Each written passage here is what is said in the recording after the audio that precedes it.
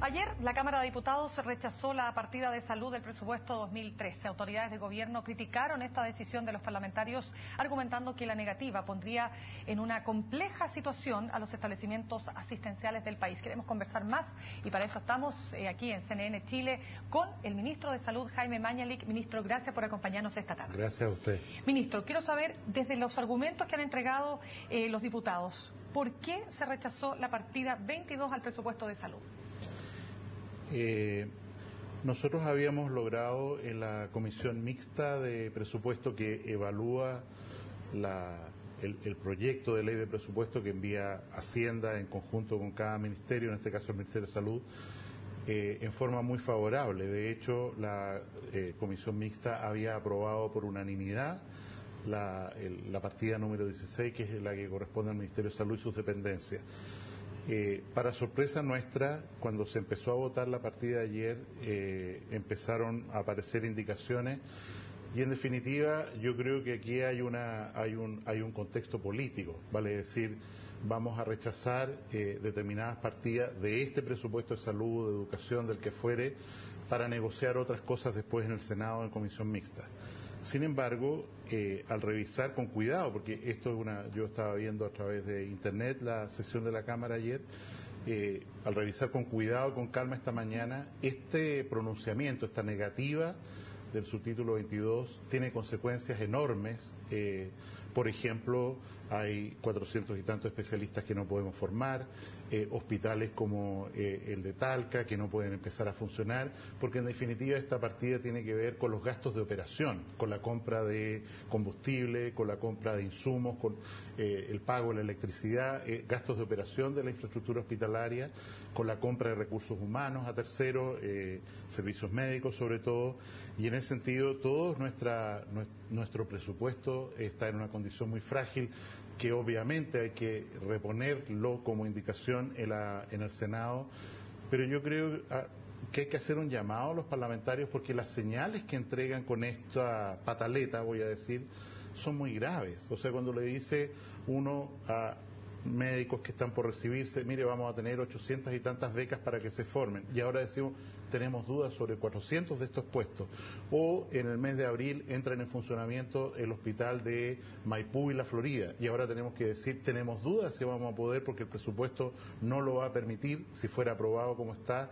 Estamos hablando de temas muy sensibles para toda la ciudadanía. Ministro, uno de los diputados que rechazó esta partida es el diputado del PPD, Marco Antonio Núñez. Él ha dicho que al señalar que aquí se pone en duda, digamos, lo que va a ser el presupuesto para los hospitales, por ejemplo, para lo que va a pasar en definitiva con las listas de espera que podrían aumentar, según usted ha dicho, aquí se está llevando esto a una campaña del terror y ha dicho, no más plata para propaganda engañosa como el cumplido. A ver. Yo entiendo que el diputado tenga una cierta obsesión con este tema. Lo que hemos invertido como gobierno en salud pública es absolutamente increíble desde el punto de vista de su magnitud. El compromiso de nuevos hospitales públicos del presidente Piñera es enorme. En la década pasada se entregaron 5 hospitales públicos. Nosotros hemos comprometido para esta década, o sea, un compromiso que se extiende más allá del actual gobierno, 54 nuevos hospitales, la formación de becados, vale decir, estamos hablando de que en el pasado, hace 10 años atrás, se formaban con gasto público 120 médicos especialistas por año. Hoy día estamos formando, gracias a este presupuesto, a este proyecto de presupuesto más bien, 840 especialistas para que vayan a las regiones que hemos concordado están más deficitarias, llámese Aysén, Copiapó, en fin, Linares, todos los lugares en los cuales nos faltan médicos. Ministro, fíjese que lo que dicen los diputados es que ellos han rechazado, en definitiva, la transferencia de estas platas a privados. Ese es el argumento, dicen, para haber rechazado esta partida 22. Yo creo que es un argumento no válido, no bien estudiado, porque, vuelvo a insistir, lo que ellos rechazan, al rechazar la totalidad de la partida 22, es la operación misma de los hospitales. O sea, cuando nosotros hablamos de que queremos 300 nuevas camas de tratamiento intermedio y para eso hay que comprar sábanas, hay que tener balones de oxígeno, hay que tener todo eso. Esa es la transferencia a privados que dicen los diputados, ¿no? No, al rechazarse... No, pregunto, porque cuando se habla de que se rechaza la transferencia masiva de platas a privados. ¿Por qué? Porque se están contratando servicios de privados para... Yo sería muy específico en esta materia. Creo que es legítimo decir que el actual gobierno ha reducido la transferencia a privados, a clínicas, en fin. ¿Cuál es el única área donde nosotros hemos aumentado la transferencia a privados? Cuando hemos contratado a servicios médicos, sociedades de profesionales médicos, para cosa que hoy día no podríamos hacer de acuerdo a esta nueva propuesta de la ley de presupuesto, para que operen en los pabellones de los hospitales las tardes, los sábados, los domingos, de manera tal de poner término en esos hospitales públicos a las listas de espera auge, no auge y todo lo que hemos hecho. O sea, usted digamos, rechaza de plano que esto sea efectivo. Hay otro punto que tiene que ver con el presupuesto del ISP, del Instituto de Salud Pública, que según también han dicho los diputados, está sin justificación y que por eso lo rechazaron. La justificación del incremento del presupuesto de salud... Bajo, dice, entiendo que el presupuesto es bajo para efectos de lo que se necesita. Eso es lo que entiendo, ¿no? Que fue muy bajo respecto de lo que se necesitaba. Quiero también ser claro en esto. Nosotros queremos crear dentro del Instituto de Salud Pública la Agencia Nacional de Medicamentos, o ANAMED. Esa es una ley que requiere financiamiento adicional y que uno no puede ponerla en la ley de presupuesto porque es, insisto, un nuevo servicio público que tiene que autorizarse por ley, con su presupuesto. Si es que somos capaces, parlamentarios y gobiernos, de sacar rápidamente esta ley de Agencia Nacional de Medicamentos con el informe financiero respectivo, que por supuesto aumenta el gasto, es el momento de que con cargo al Tesoro Público nosotros transfiramos esos recursos al Instituto de Salud Pública y no podemos hacerlo anticipadamente, y los parlamentarios lo saben, por si acaso la ley fuera a ser aprobada. No es así como funcionan las cosas. Ministro, ¿cómo se destraba esto? ¿Cómo seguimos avanzando en esta discusión y logramos aprobar el presupuesto entonces? Yo pienso, insisto, en una palabra un poquito dura, yo creo que esto es una bravata. Que en definitiva esto va a ser repuesto en el Senado, vamos a ir a comisión mixta y que por supuesto todos estos 10 servicios de urgencia urbanos que tenemos que abrir, la puesta en marcha de los nuevos hospitales que están comprometidos este año, llámese el hospital de Chillán, el hospital de Rancagua, por poner ejemplos concretos, Maipú, La Florida que acabo de mencionar, por supuesto van a contar con el presupuesto necesario.